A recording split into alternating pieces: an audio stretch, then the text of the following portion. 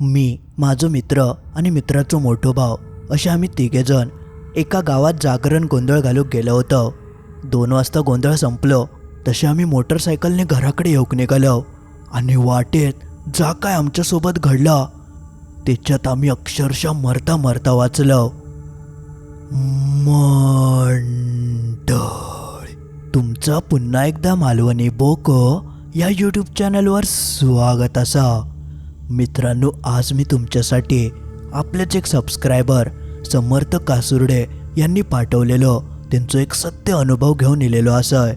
तुमच्याकडे सुद्धा असे काय अनुभव असतील तर त्या व्हॉट्सॲप नंबरवर माका नक्की पाठवा, म्हणजे त्यावर मी अशी गोष्टी करेन. आणि हा चॅनल अजूनही सबस्क्राईब करूक नशाल तर नक्की सबस्क्राईब करा. चला तर मग वळूया आपल्या आजच्या ह्या भयंकर अनुभवाकडे.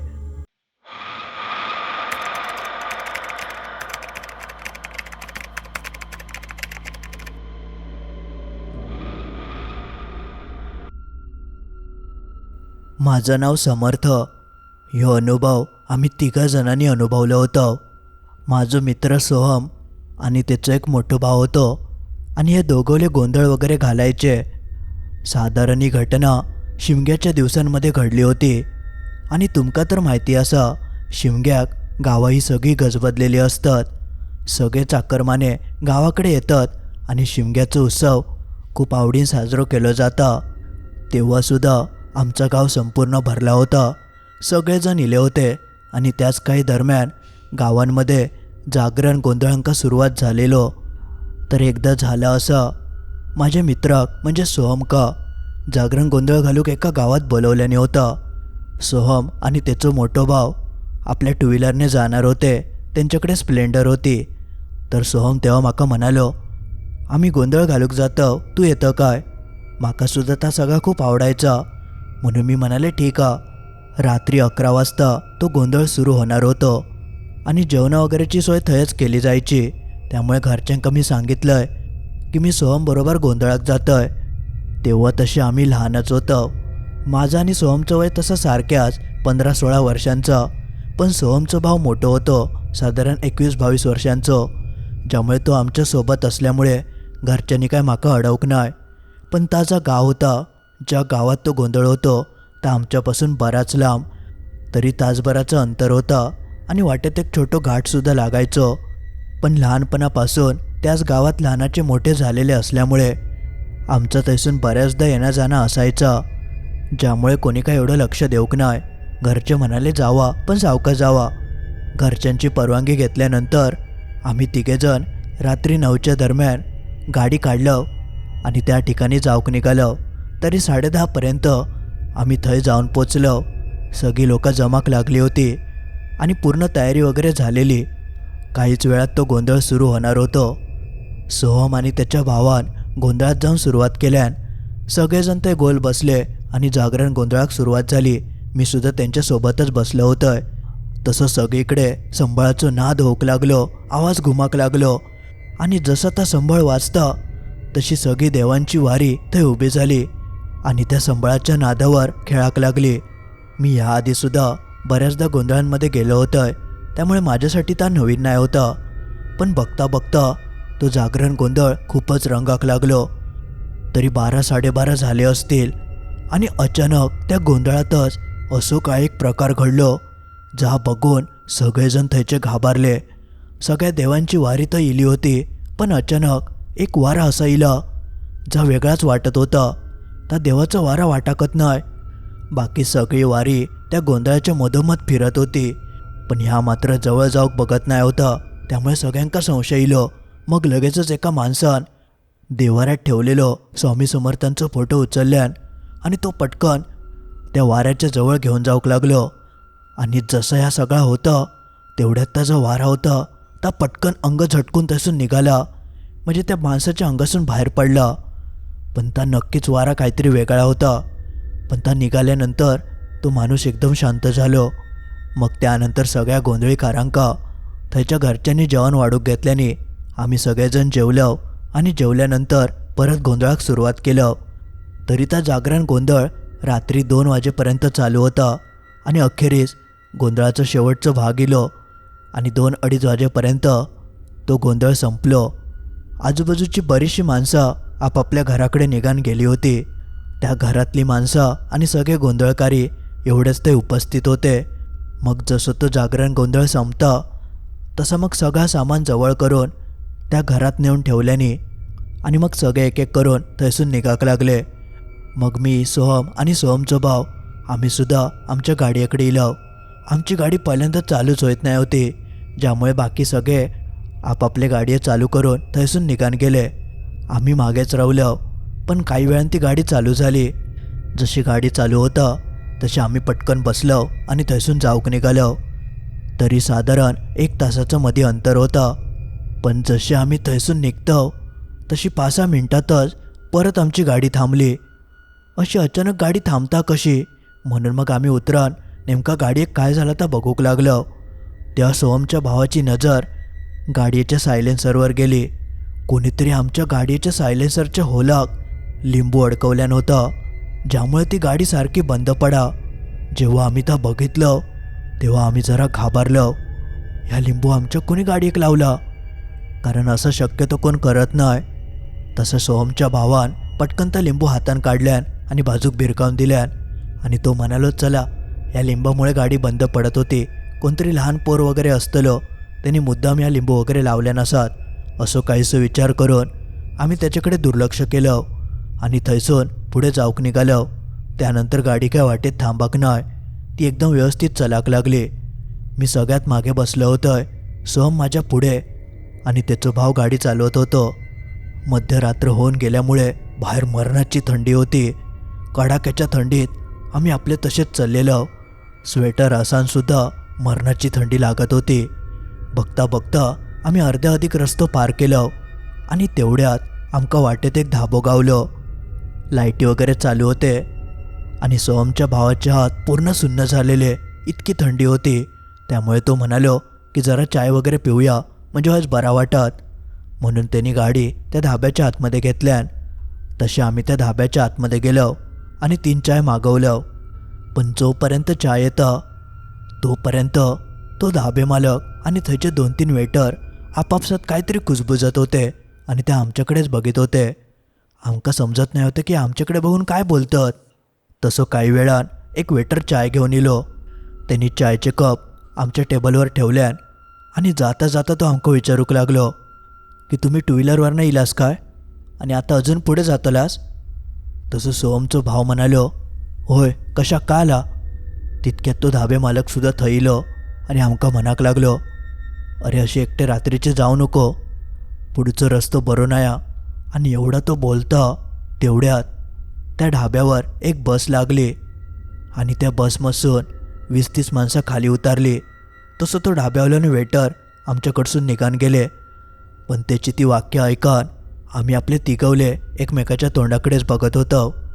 आमका तर गावाकडे जाऊचं होतं, त्यामुळे एवढं काय आम्ही लक्ष देऊक नाही. आम्ही चहा वगैरे पिलो, पैसे दिलो आणि गाडी काढून तसून निघालो. तोपर्यंत ती सगळी बसमधून उतारलेली माणसं एक एक टेबल पकडून बसली आणि आपल्या काय तर जेवण वगैरे घेऊक लागली. आणि तोपर्यंत आम्ही थैसून पुढे निघालो. पण जसे आम्ही थैनं जरा पुढे जातो तसं आमका एक जंगली भाग लागलो आणि रात्रीची वेळ असल्यामुळे जास्त रहदारीसुद्धा नाही होती. संपूर्ण काळोखी रस्त्यावर लाईटीसुद्धा नाही आणि त्या काळोखासून आम्ही आपले पुढे पुढे सरकत होतो. आणि तेवढ्यात अचानक समोर धुक्याची चादर दिसाक लागली. याआधी रस्त्यावर खयत धुका नाही होता. मग अचानक त्या ठिकाणी खैसून एवढा धुक्या इला ताच आमका समजला नाही. पण जसे आम्ही त्या धुक्याच्या आतमध्ये शिरतो तेवढ्यात आमच्या गाडीत काय झालं काय माहिती, आपणच भागभाग होऊन ती थांबली.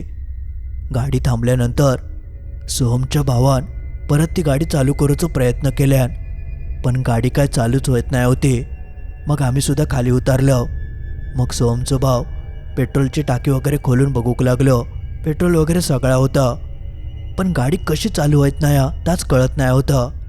तेवढ्यात किती वाजले ह्या बघूसाठी सोहमच्या भावान आपल्या घड्याळाकडे बघितल्यान. पण जसं तो घड्याळाकडे बघता तेव्हा तेका जबरदस्त धक्कोच बसलो, कारण त्याच्या घड्याळाची वरची काच पूर्णपणे फुटली होती. आणि ह्या कसा झाला तर तेका समजलाच नाही. बरं त्याचा घड्याळ एकदम महागातला होता जवळजवळ 8-1 हजाराचा त्या घड्याळ होता आणि त्याची काच एवढी टणक होती की ती सहसा फुटाकच शकत नाही जोपर्यंत जोरात त्याच्यावर घाव होत नाही. तरी देखील त्या घड्याळाच्या काचीक तडे गेले होते. जा बघून तो घाबरलो आणि आमका म्हणाक लागलो की ह्यो कसो काय प्रकार घडाक शकता. तेव्हा माझ्या डोक्यात तेच विचार येऊक लागले की आधी कोणीतरी सायलेन्सरमध्ये लिंबू लावल्यान आणि मगाशी धाब्यावर तो माणूससुद्धा म्हणत होतो की पुढचं रस्तो बरो नया, ती जागा खराब हा. आणि आता अचानक गाडी बंद झाली आणि घड्याळाची काचव फुटली. हे संकेत खूप वाईट होते आणि ह्या आमका तिघांका चांगलाच कळान चुकलेला. पण आता करायचं काय ह्याच कळा नाही. तसं सोहमचं भाव परत गाडी चालू करूक लागलो. काय केलं गाडी काय चालू होईना. जवळजवळ अर्धो तास आम्ही थंयच उभे होतो आणि एखाद दुसरी मागसून गाडी येता काय बघित होतो, पण एकाव गाडी काय इली नाही. तेव्हाच आमका कळान चुकलं की आम्ही खूप मोठी चूक केलं. पण तुमका मी मगाशी सांगितल्याप्रमाणे सोहम आणि त्याचो भाव ह्यो गोंधळी होतो, ज्यामुळे ते सोहमच्या भावान पटकन आपल्या खिशासून एक अंगारो बाहेर काढल्यान. त्याच्याकडे त्या गोंधळातलं स्वामींचं अंगारो होतं आणि तो अंगारो काढून तिने आमच्या तिघांच्या डोक्याक लावल्यान आणि थंय तो घाराना घालूक लागलो. स्वामींका म्हणालो, स्वामी आम्ही या मोठ्या संकटात अडकलो. आमची गाडी या घनदाट अरण्याच्या मध्ये बंद पडली. आमच्या हाकेक धावून यावा आणि आमच्या सगळ्यापासून रक्षा करा आणि सुखरूप घराकडे नेऊन पोचवा, असा तो स्वामींका गाराना घालूक लागलो. आणि जसं तो गाराना घालता तेवढ्यात मागसून एक प्रकाश येताना दिसलो. एक गाडी होती. लाईट बघून कळाला की ती मोठी गाडी हा. तशी आम्ही पटकन त्या गाडीक हात दाखवूक लागलो. जशी ती गाडी जवळ येतं तसं आमका कळला की ही तर बस हा. त्यामुळे आम्ही पटकन रस्त्याच्या बाजूक झालो आणि हात दाखवूक घेतलो. पण त्या बसवाल्यान आमका बघून काय बस थांबवले नाही. तो सुसाट वेगान थंयसून पुढे निघान गेलो. पण बाजूसून पास होताना आम्ही त्या बसकडे बघितलं तर ती तीच बस होती जी 1 तासापूर्वी त्या धाब्यावर थांबलेली. पण जसं तो बसवालं सुसाट पुढे निघान जातं तेव्हा तर आम्ही आशाच सोडलं. आता कोणच गावतला, ह्यो बसवालो थांबलो नाही, आता करायचं काय. आम्ही तिघवलेजण त्याच अंधारात उभे होतो. बरा तो भाग असं होतो की पुढे एक घाट होतो आणि मागे खूप लांब अंतर पार करून धाबं होतं. मध्ये वाटेत कायत नाही, त्यामुळे चलत जाणं पण शक्य नाही होतं. एकच पर्याय म्हणजे गाडी चालू हो कोई, नाहीतर खय आम्ही जाऊकच शकत नाही होतं. आणि जंगली भाग म्हटल्यावर जंगली प्राण्याची तर भीती होतीच आणि हे असे प्रकार घडल्यामुळे भुताटकेची भीती होती. आम्ही पूर्णपणे घाबरत नव्हतो, फक्त आमच्या मनात स्वामींचं धाव चालू होतं. आणि त्यानंतर आमचं नशीब चांगला की स्वामींचं चमत्कार ह्या काय माहिती नाही, पण सोहमच्या भावाक यश मिळालं आणि त्यांनी ती गाडी कशी बशी चालू केल्यान. गाडी जशी चालू होता तसं थोडं आमच्या जीवात जिविलं. आम्ही पटकन कसलोच वेळ न घालवता गाडीवर बसलो आणि सुसाट थैसून पुढे निघालो. पण जसे आम्ही 5-10 मिनटं पुढे जातो तितक्यात एक वयस्कर माणूस रस्त्याच्या कडेन आमका चालताना दिसलो. त्या माणसाक बघून आमची अजूनच टराकली, आता ह्यो काय प्रकार हा. इतक्या रात्री या जंगली भागात ह्यो माणूस काय करता. तेवढ्यात जशी आमची गाडी त्या माणसाच्या जवळ जाता तसं तो माणूस मागे फिरलो. त्याच्या हातात एक दांडो होतो आणि त्यांनी दांडो सरळ आमच्या गाडीच्या आडवं धरल्यान. आता याच्यापासून कसं वाचायचं, ते का ठोकून तर जाऊ शकत नाही, ज्यामुळे सोहमच्या भावाक नाईलाजान गाडी थांबवची इली. त्यांनी त्या म्हाताऱ्याच्या बरोबर समोर जाऊन गाडी थांबवल्यान आणि जशी गाडी थांबता तसं तो वयस्कर म्हातारो, संपूर्ण केस वगैरे त्याचे पिकले होते, पण त्याच्या चेहऱ्यावरचा तेज काय तर वेगळाच होता. पण तो आमका म्हणालो, हे पोरांनो, येडेखुळे झालास काय, मगातपासून एवढे इशारे करताय, कळत नाही तुमका, तुम्ही पुढे पुढेच चाललास, आता अजून पुढे जाऊ नको, जागा खराबा आणि तुमची वेळसुद्धा, निघान जावा मागे. एवढा बोलान तो मोठमोठ्यानं हसत बाजूच्या एका जंगलात शिरलो आणि खैतो नाहीसच झालो. पण जेव्हा त्या माणसाचे शब्द आमच्या कानी पडले तेव्हा अक्षरशः अंगार काटूच उभं राहिलं. काय करूचं कळत नाही होतं. आम्ही तिघवले संपूर्ण घामान भिजलं होतं. पण त्याची ती वाक्य ऐकल्यानंतर पुढे एक क्षणसुद्धा जाऊची आमच्यात हिंमत होऊक नाही. सोहमच्या भावान थंयच्या थंय गाडी वळवल्यान आणि आम्ही कसलोच विचार न करता आम्ही मागच्या मागे जाऊक लागलो. घरचे काय बोलतील, सगळे वाट बघत असतील याचो कायच विचार आम्ही करूक नाही. आम्ही तसेच मागे गेलो आणि जवळजवळ अर्ध्या पाऊण तासात ज्या ठिकाणी आम्ही गोंधळ घालूक ज्या गावात गेलो होतो त्या गावच्या वेशीवर येऊन पोचलो. थंय एक भैरी जोगेश्वरी या ग्रामदैवतेचं मंदिर होतं. आम्ही लगेचच त्या मंदिरात गेलो, पाया वगैरे पडलो. पण संपूर्ण रात्र काढूची होती आणि बाहेर मरणाची थंडी, ज्यामुळे थंय थांबणं तर शक्य नाही. म्हणून आम्ही लगेचच ज्या गावात ज्या घरात आम्ही गोंधळ जागरण करूक गेलो होतो त्या घराकडे परत गेलो. थंय गेल्यानंतर आम्ही थंयच्या घरच्यांका सांगितलं की आमका खूप उशीर झालो आणि गाडीसुद्धा नीट चालत नाही, त्यामुळे आजची रात्र आम्ही हाय थांबा काय. ती माणसं खूप चांगली होती. तिने आमका सांगल्याने काही एक घाबरा नको, आजची रात्र थांबा तुम्ही. त्यांनी आमच्या झोपाची वगैरे चांगली सोय देखील केल्याने आम्ही ती रात्र त्यांच्या घराकडेच काढलं. आणि मग पुढच्या दिवशी सकाळी त्यांनी नाश्ता वगैरे सुद्धा आमका दिल्याने होता. तर आम्ही तर नाश्ता वगैरे करतच होतो. आणि तेव्हा सोहमच्या भावान काल रात्री आमच्यासोबत घडलेलो तो सगळं प्रकार त्यांना सांगितल्यान. रात्री आम्ही एवढं काय बोलाक नाही होतं, पण सकाळी सगळे बसलेले असल्यामुळे बोलता बोलता सोहमच्या भावान सगळी घटना सांगितल्यान. तर हा सगळं ऐकून ती लोकंसुद्धा चांगलीच घाबरली आणि म्हणाक लागली, बरं आलं मग तुम्ही पुढे नाही गेलास, अशा वेळी पुढे जाऊचा पण नसता, असं काय काय ती बोलाक लागली. आणि आपापसात मग ते सगळे चर्चा करूक लागले. तेवढ्यात बाहेरसून एक माणूस इलो. तो पेपरवालो होतो. तो पेपर घेऊन घरात इलो आणि हेंका पेपर देऊक लागलो.